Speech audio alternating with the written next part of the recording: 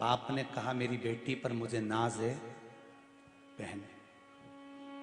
बाप ने मना भी नहीं करा। पिता बेटी के लिए खुली किताब बनकर रहा। खुली किताब। मायका किससे है? मायका मां से नहीं, मायका बाप से होता है। मेरा बाप है तो मेरा मायका है। बेटी को थोड़ा सा दुख होता है तो चिल्ला कर कह देती है मैं मेरे पिताजी के यहाँ जा रही हूं। ये नहीं कहती मैं मेरी मां के यहाँ जा रही हूं, मेरे पिताजी के यहाँ जा रही हूं। बेटी को थोड़ा सा दुख आता है तो कह देती है मेरा बाप है बियाल, भूखा नहीं मरने देगा मुझको। ये बेटी को नाज होता है। बाप उसको पढ़ाता है, अच्छे से अच्छे स्कूल में, अच्छे से अच्छे कॉलेज में, बड़े बड़े शहर में भेजता है, खूब पढ़ाता है। एक बाप की जितनी कैपेसिटी नहीं होती, एक बाप की जितनी पोजीशन नहीं होती, उससे ज्यादा पिता अपनी बेटी के एजुकेशन पर, उसकी पढ़ाई पर खर्च करता है और उसको पढ़ा लिखा कर आगे बढ़ाता है। बस मेरा बेटियों से एक निवेदन है कि बाप ने तुम्हारे लिए खुली किताब बन गया तो तुम भी अपने पिता की नाक मत कटने देना, उसको कन्यादान का मौका जरूर देना। अपने बाप की नाक मत कटने देना, उसको कन्यादान का मौका देना। उसने तुमको पहनने से मना नहीं करा, उसने तुमको पढ़ाने से मना नहीं करा, उसने तुमको विद्याध्ययन से मना नहीं करा। ये नहीं कि तुम कॉलेज में चली गई, स्कूल में चली गई और मालूम पड़े कोई मित्र दोस्त ऐसे मिल गए जिनको पिता से छुपाती रही। जिस बाप ने तुम्हारे लिए पूरी किताब खोल दी है, जिस बाप ने अपनी पूंजी लगा दी है, जो बाप गर्व से कहता है कि मेरी औलाद मेरे से छल नहीं कर सकती, मेरी औलाद मेरे से विपरीत नहीं जा सकती, मेरी बेटी मेरे कहने पर चलती है। एक बाप अपनी नाक लगाकर बोलता है कि मेरी बेटी मेरी शान है, तो बेटी भी कोई कह देना चाहिए मेरा बाप मेरी शान है, मेरा बाप मेरी शान है। मेरा पिता कहेगा विवाह महा करूंगी। कोई कैसे भड़का दे वाला तुमको, कोई कैसे तुम्हारे मार्ग को छिन्नित कर दे वाला।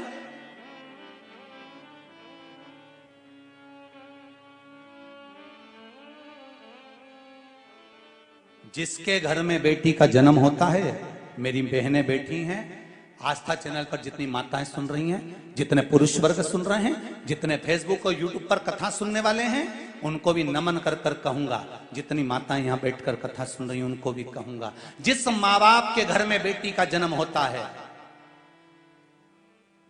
उस बेटी का कन्यादान यदि माता पिता नहीं करते हैं तो 94 तरह का नरक माँ और बाप को भोगना पड़ता है। और उस नरक से बचा सकती है बेटी, उस नरक से बचा सकती है बेटी।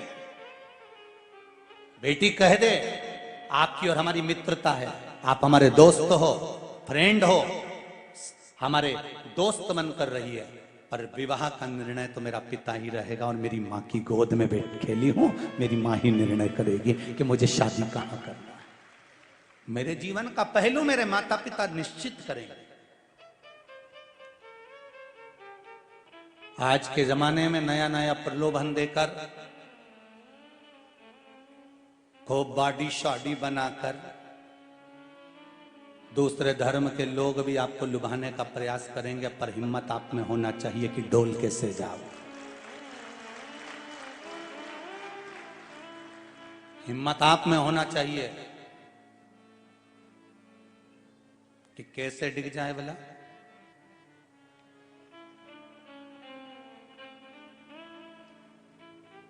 बेटी बाप का गौरव है तो बाप बेटी का गौरव है। कहते हैं 12 ज्योतिर्लिंग में से एक ज्योतिर्लिंग तो बेटी के नाम पर ही है, सोमनाथ। जब समझाया चंद्रदेव को, चंद्रदेव तुम मेरी बेटियों का ध्यान रखो, पर ध्यान नहीं दे पाते थे, गुस्सा आ गया। एक बार दामाद को समझाया, एक बार बुला के समझाया कि देख बेटी तेरे साथ भी आई है, ऐसी हरकत मत कर, सम्मान दे बेटी का, आदर कर बेटी का, सत्कार कर बेटी का। जो अपना घर छोड़कर चली जाती है, पति को चाहिए उसका आदर करे, उसका सम्मान करे।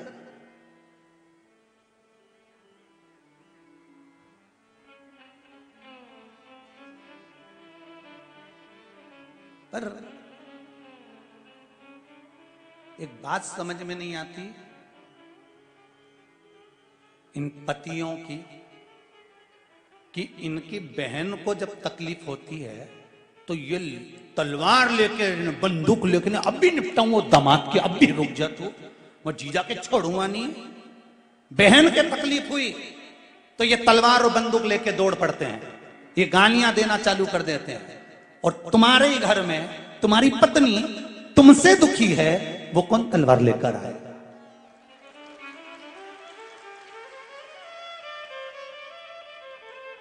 अरे ओ भेरू,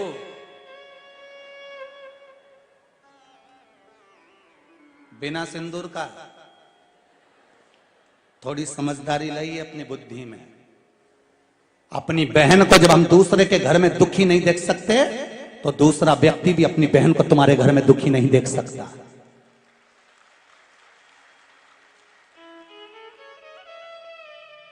गायत्री परिवार वाले आवाज लगाते हैं, रोज चिल्लाते हैं, रोज कहते हैं हम सुधरेंगे, बोलो जम के। युग, अरे बोलो तो, तुम तो ऐसे बोल रहे जैसे कोई मार देगा तुमको। डर के नहीं बोलना है, तुम तो शिव महापुराण की कथा में बैठे हो, तुम्हें कई टेंशन वेंशन लेने की जरूरत नहीं है। हम सब इकट्ठे और महादेव के पट्टे, काय को डरे किसी से? क्यों डरना? गायत्री परिवार वाले कहते हैं हम सुधरेंगे, युग सुधरेगा, हम बदलेंगे। कब बदलोगे? तारीख तो आज निश्चित करें। जब ये हम 24 अवतार मंदिर वाले जब 11 रुद्र अवतार के मंदिर की तारीख निश्चित कर रहे हैं तो अपन क्यों चूके? कब सुधरोगे? आज निश्चित कर लो तुम तो कि हम तो बस सुधरेंगे। कब से कह रहे हम सुधरेंगे, हम बदलेंगे, युग बदलेगा, हम बदलेंगे, युग बदलेगा। कुछ नहीं बदला, मेहंदी बदली और घूंघट बदला। घूंघट यहां था, यहां पहुंच गया, बच्चा कुछ था, यहां पहुंच गया, यहां से यहां आ गया, यहां आ गया, अब यहां धरा गया। तुम नहीं बदले, घूंघट बदल गया। मेहंदी यहां थी, मेहंदी यहां से यहां आ गई। और बच्ची कुछ थी तो एक बार पूना में कथा करने गए हड़पसर में, तो वहां एक गुड़िया यहां लगा के आ गई। तो हमने उससे पूछा, हमने कहा बेटा तनु ये तूने क्या लगा लिया? तो क्या गुरुजी टेटुआ है? नहीं टेटू है। हमने कहा टेटू है? हमने कहा वारी बेटा, पर ये तूने यहाँ क्यों लगवाया फालतू? कितने की लगवाई? 900 रुपए की।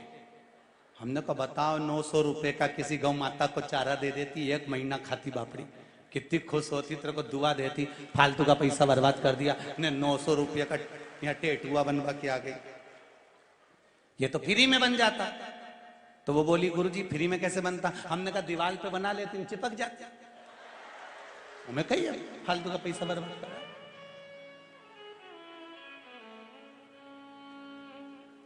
बदलो, हम सुधरेंगे। वो बोलो तो बोलो, बोलो जरा। अरे भाई, शिव महापुराण में पार्वती खंड के अंदर लिखा है जब व्यक्ति का स्वभाव व्यक्ति से ही ठीक नहीं है तो महादेव से कैसे ठीक होगा? विचार तो करो। आपका स्वभाव आपके मोहल्ले में ही ठीक नहीं है, आपका स्वभाव आपके मित्रों से ठीक नहीं है, आपका स्वभाव आपकी पत्नी से ठीक नहीं है, आपका स्वभाव आपकी जेठानी से ठीक नहीं है, आपका स्वभाव आपके सास ससुर से ठीक नहीं है, आपका स्वभाव अड़ोसी पड़ोसी से ठीक नहीं है, आपका स्वभाव आपके रिश्तेदारों से ठीक नहीं है। और विचार करके बैठी है कि मैं भगवान को रिझा लूंगी, भगवान को रिझा लूंगी। भगवान भी सोचे पहले पड़ोसी को तो रिझा ले, घर में सास रूठी पड़ी उनको तो रिझा। देवरानी जेठानी दिन भर लड़ती फिरो और भगवान शंकर का पशुपति व्रत करो कि महाराज ये काम हो जाना। भगवान भगवान भगवान भी बोले कहां से आ गई जगदम्बा, घरे चली जा। काय आई?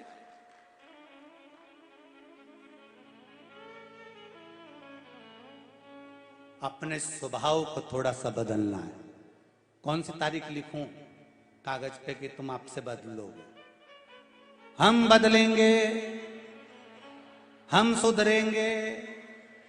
का आज की पक्का?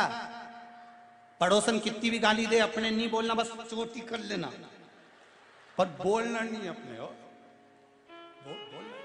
कोई कितना ही बोले नहीं, आग लगे बस्ती में, अपन रहो मस्ती में, क्या किसको रोइए चादर ताड़ के सोइए।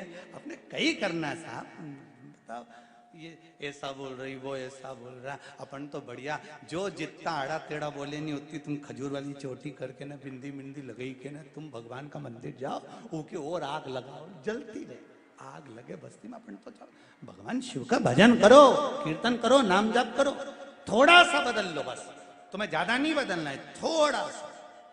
तुम सब बहुत जोरदार हो, एकदम चकाचक, जितना बैठे उन्हीं कथा में एक भी गड़बड़ नहीं हो, सब जोरदार और सब दमदार।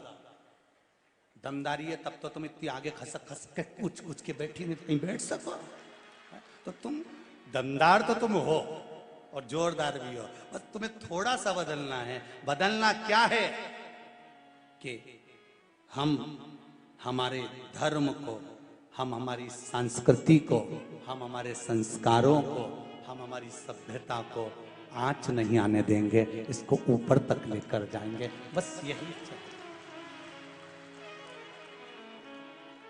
श्री शिवाय।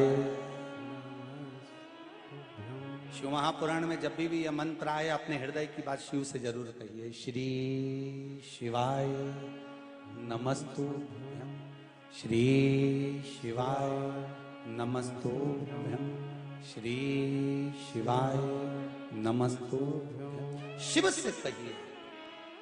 पार्वती मैया, एक पिता ने अपनी बेटी के लिए चंद्रदेव को समझाया और चंद्रदेव को समझाने के बाद जब चंद्रमा नहीं माने तो श्राप दे दिया कि तुम्हें काया का रोग होगा। बेटी अगर दुखी होती है तो बाप का भी हृदय रोता है। पिता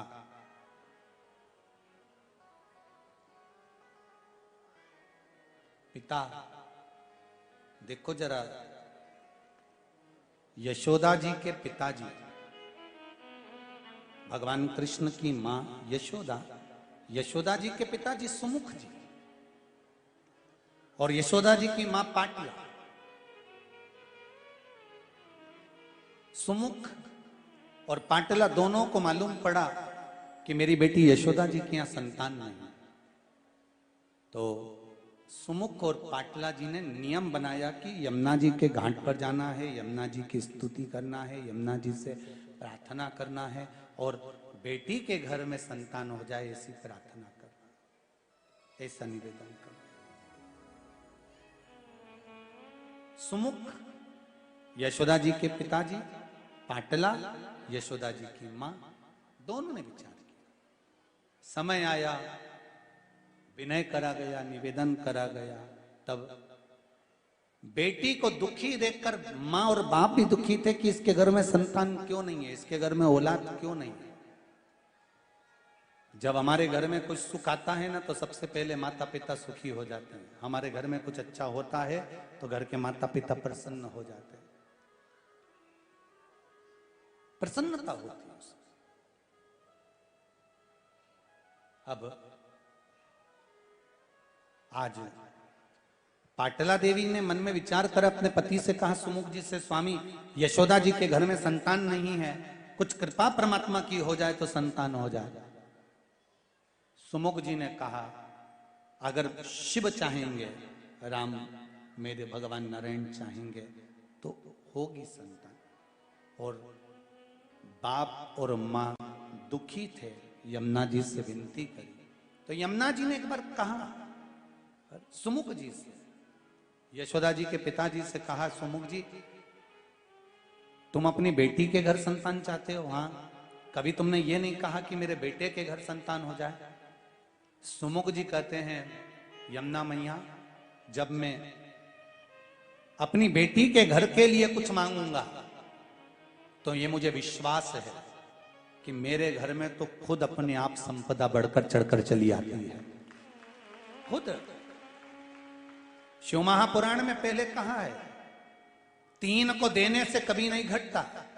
पहला बहन बेटी को देने से नहीं घटता, दूसरा गौमाता को देने से नहीं घटता और तीसरा संत और ब्राह्मण को देने से नहीं घटता। इनको देने से कभी नहीं घटेगा।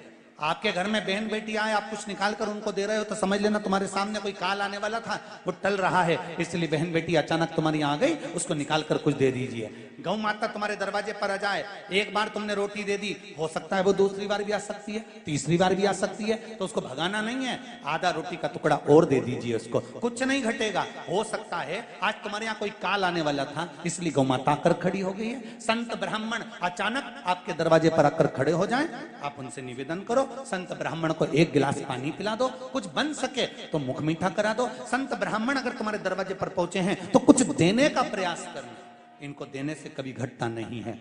ब्राह्मण को देने से, संत को देने से, गौ माता को देने से, बहन बेटी को देने से कभी नहीं घटेगा, बढ़ेगा, घटने वाला नहीं, ये बढ़ता है।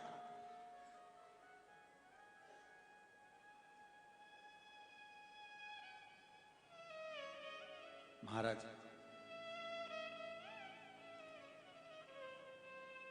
पार्वती की विदाई हो रही है, मां पार्वती मैनावती बेटी की विदाई में मां रोती है। शिव महापुराण की कथा कहती है कि बेटी की विदाई में जितना बाप रोता है उतना कोई नहीं रोता, क्योंकि जब बाप खेत पे से आता है ना, जब बाप जमीन पर से आता है, दुकान पे से आता है, नौकरी पे से आता है ना, तो बेटी सामने बैठी दिख जाती है, पापा आज थक गए हो गए, मैं पानी ला के देती हूँ, पापा आप बैठो, दाई जी बाबूजी बैठो, मैं अभी लाती हूं। बेटी दौड़ कर जाती है, पानी लेकर आती है। जब चली जाती है ना, तब नेत्रों में जल भरा होता है। 4 तरह का वो अन्न बेकार होता है। कितनी तरह का अन्न? 4 तरह का अन्न बेकार होता है। पहला, ठोकर लगा हुआ। जिस अन्न की थाली में, जिस भोजन की थाली में ठोकर लग जाए, वो नाली में पड़े हुए भोजन के बराबर होता है। दूसरे नंबर का भोजन, लांगा हुआ भोजन।